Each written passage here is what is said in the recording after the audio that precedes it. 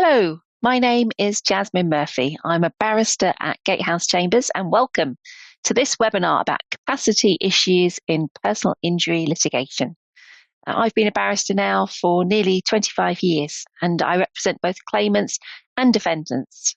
I've argued these capacity issues many times pre-trial, at trial, at hearings specifically arranged to determine capacity.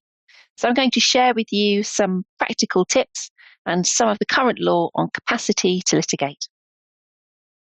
So the outline today is looking at why is determining capacity to litigate important and when should it be done, a little bit about the Mental Capacity Act 2005 and the tests of capacity, indicators of incapacity, what are those things you should be looking out for, before looking at some difficult issues. So disputed capacity, borderline or fluctuating capacity, and issues with regards to litigation friends.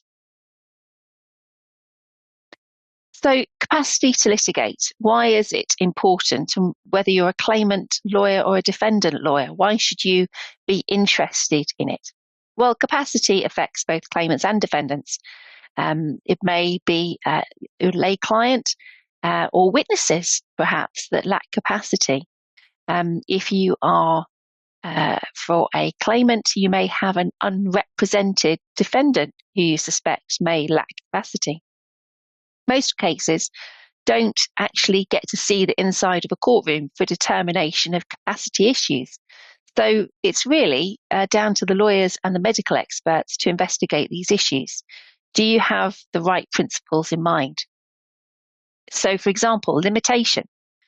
Capacity is going to affect the limitation period, whether a case is brought in time.